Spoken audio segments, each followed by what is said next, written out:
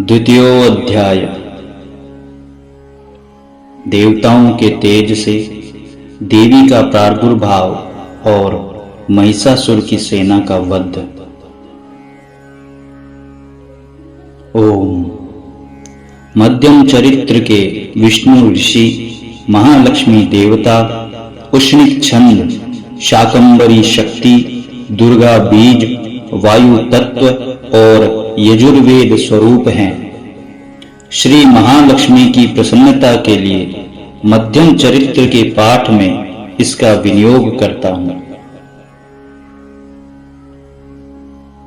मैं कमल के आसन पर बैठी हुई प्रसन्न मुख वाली महिषासुर मर्दनी भगवती लक्ष्मी का भजन करता हूं, जो अपने हाथों में अक्षमाला, फरसा, गदा, बाण, वज्र, पद्म, धनुष, कुंडिका, दंड, शक्ति, खड्ग, ढाल, शंख, घंटा, मधुपात्र, शूल, पाश और चक्र धारण करती है। ऋषि कहते हैं, पूर्व काल में देवताओं और असुरों में पूरे 100 वर्षों तक घोर संग्राम हुआ था। उसमें असुरों का स्वामी महिषासुर था और देवताओं के नायक इंद्र थे। उस समय युद्ध में देवताओं की सेना महाबली असुरों से परास्त हो गई।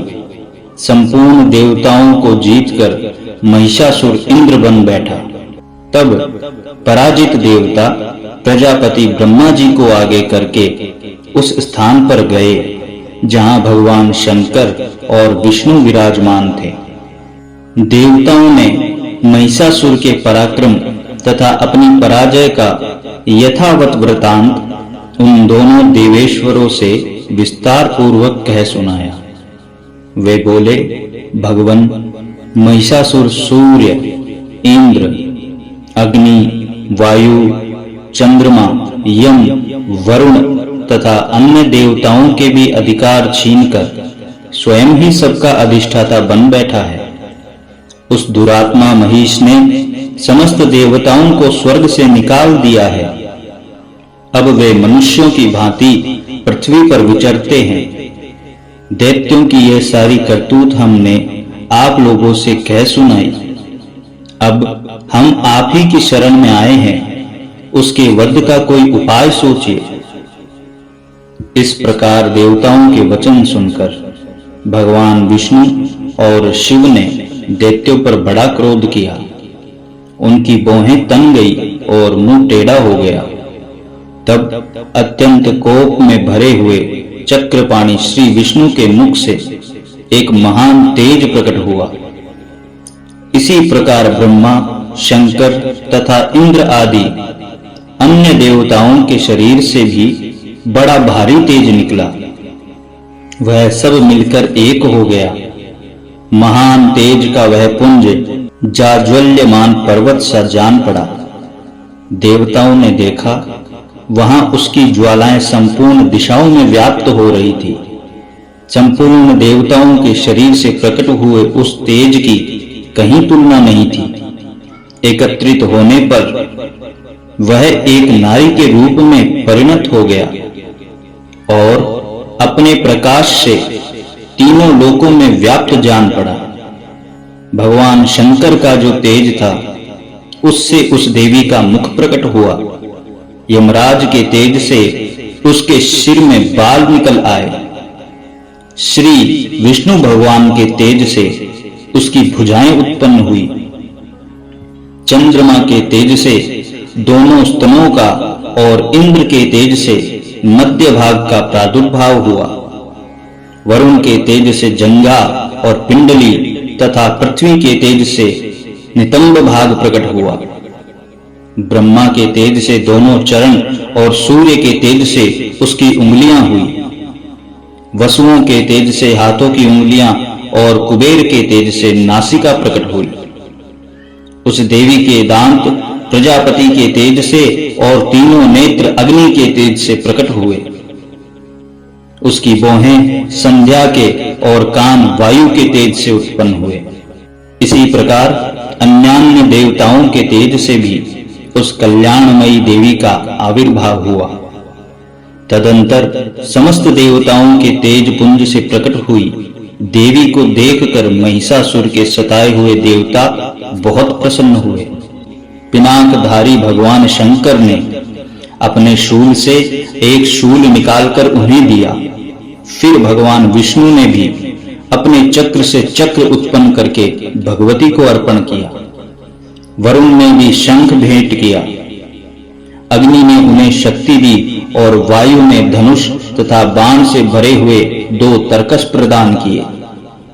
सहस्र नेत्रों वाले देवराज इंद्र ने अपने वज्र से वज्र उत्पन्न करके दिया और ऐरावत हाथी से उतारकर 1 घंटा भी प्रदान किया। यमराज ने कालदंड से दंड, वरुण ने पाश, प्रजापति ने स्फटिकाक्ष की माला तथा ब्रह्मा जी ने कमंडलू भेंट किया। सूर्य ने देवी के समस्त रोमकूपों में अपने किरणों का तेज भर दिया। काल ने उन्हें चमकती हुई ढाल और तलवार दी। क्षीर समुद्र ने उज्ज्वल हार तथा कभी जीर्ण न होने वाले 2 दिव्य वस्त्र भेंट किए।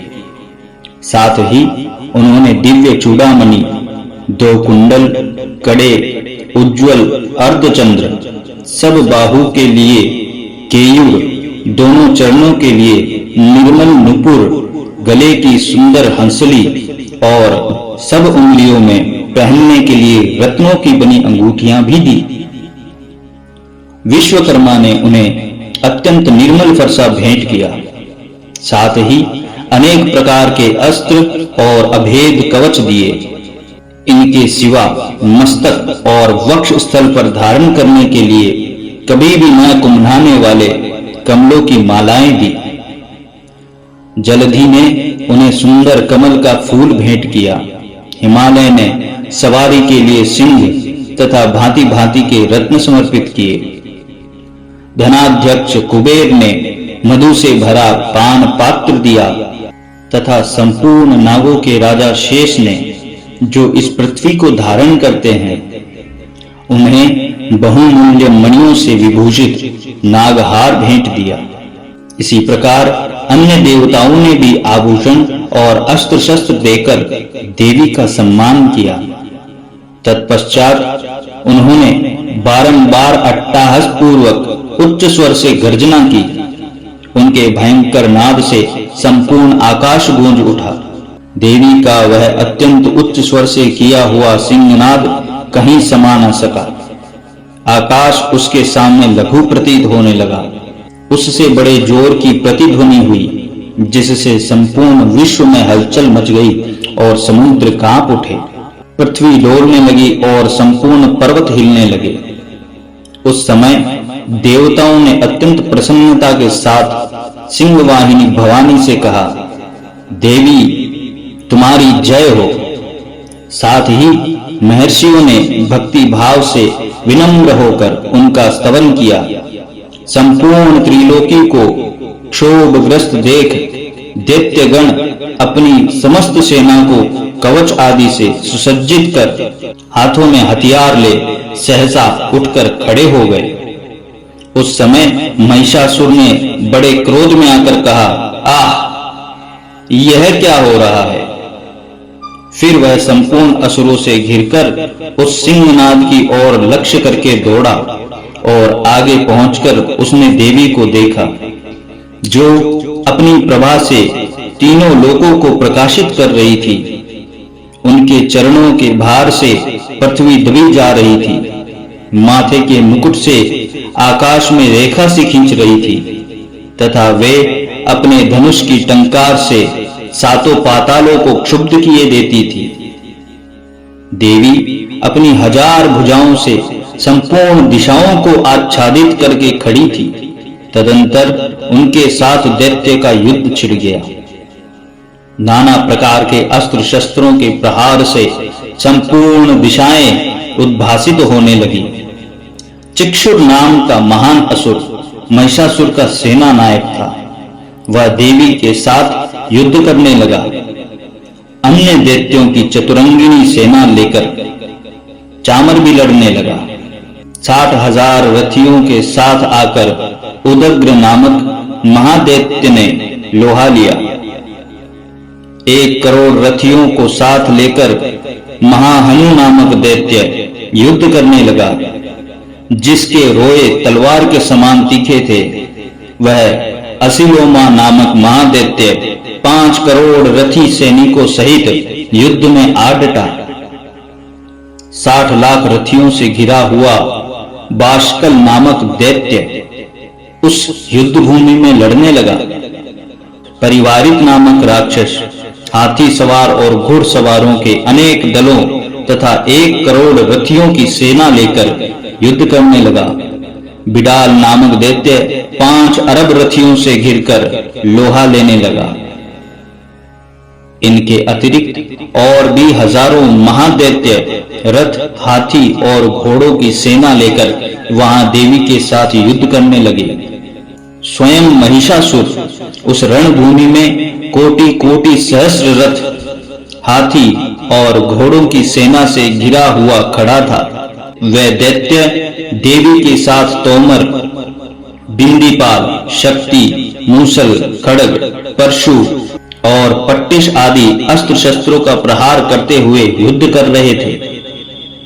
कुछ दैत्यों ने उन पर शक्ति का प्रहार किया, कुछ लोगों ने पाश फेंके तथा कुछ दैत्यों ने खड्ग प्रहार करके देवी को मार डालने का उद्योग किया। देवी ने भी क्रोध में भरकर खेल खेल में ही अपने अस्त्र शस्त्रों की वर्षा करके दैत्यों वे समस्त अस्त्र शस्त्र काट डाले। देवी ने भी क्रोध में भरकर खेल खेल में ही अपने अस्त्र शस्त्रों की वर्षा करके दैत्यों के वे समस्त अस्त्र शस्त्र काट डाले। उनके मुख पर परिश्रम या थकावट का रंच मात्र भी चिन्ह नहीं था। देवता और ऋषि उनकी स्तुति करते थे और वे भगवती परमेश्वरी दैत्यों के शरीरों पर अस्त्र शस्त्रों की वर्षा करती रही। देवी का वाहन सिंह भी क्रोध में भरकर गर्दनों के बालों को हिलाता हुआ असुरों की सेना में इस प्रकार विचरने लगा मानो वनों में दावानल फैल रहा हो।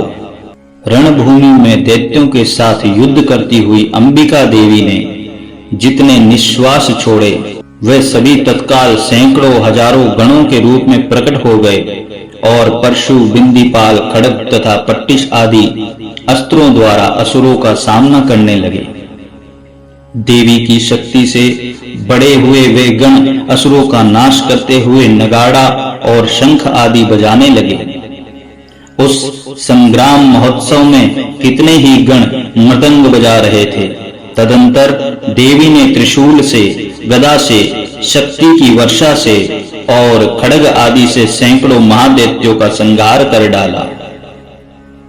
कितनों को घंटे के भयंकर नाद से मूर्छित करके मार गिराया। बहुतेरे दैत्यों को पास से बांधकर धरती पर घसीटा। कितने ही दैत्य उनकी तीखी तलवार की मार से 2-2 टुकड़े हो गए। कितने ही गदा की चोट से घायल हो धरती पर सो गए। कितने ही मूसल की मार से अत्यंत आहत होकर रक्त वमन करने लगे।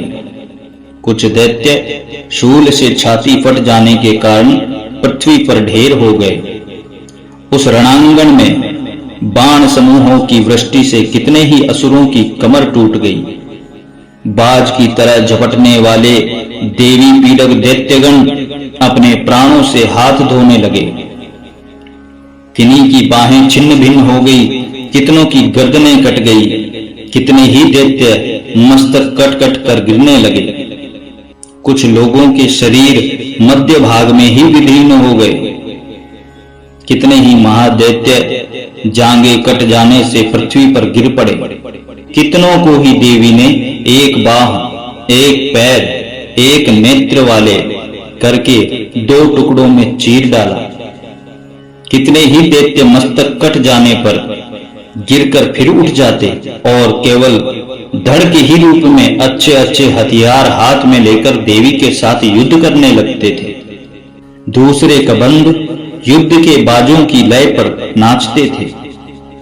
कितने ही बिना सिर के धड़ हाथों में खड्ग, शक्ति और रिष्टि लिए दौड़ते थे तथा दूसरे महादैत्य ठहरो ठहरो यह कहते हुए देवी को युद्ध के लिए ललकारते थे। जहां वह घोर संग्राम हुआ था वहां की धरती देवी के गिराए हुए रथ, हाथी, घोड़े और असुरों की लाशों से ऐसी पट गई थी कि वहां चलना फिरना असंभव हो गया था। दैत्यों की सेना में हाथी, घोड़े और असुरों के शरीर से इतनी अधिक मात्रा में रक्तपात हुआ था कि थोड़ी ही देर में वहां खून की बड़ी-बड़ी नदियां बहने लगी। जगदम्बा ने असुरों की विशाल सेना को क्षण भर में नष्ट कर दिया। ठीक उसी तरह जैसे तृण और काठ के भारी ढेर को आग कुछ ही क्षण में भस्म कर देती है, और वह सिंह भी गर्दन के बालों को हिला हिलाकर जोर-जोर से गर्जना करता हुआ दैत्यों के शरीरों से मानो उनके प्राण चूमे लेता था। वहां देवी के गणों ने भी उन महादैत्य के साथ ऐसा युद्ध किया जिससे आकाश में खड़े हुए देवतागण उन पर बहुत संतुष्ट हुए और फूल बरसाने लगे। इस प्रकार श्री मार्कंडेय पुराण में सावर्णिक मनवंतर की कथा के अंतर्गत देवी महात्म्य में महिषासुर की सेना का वध नामक दूसरा अध्याय पूरा हुआ। जय मां दुर्गा।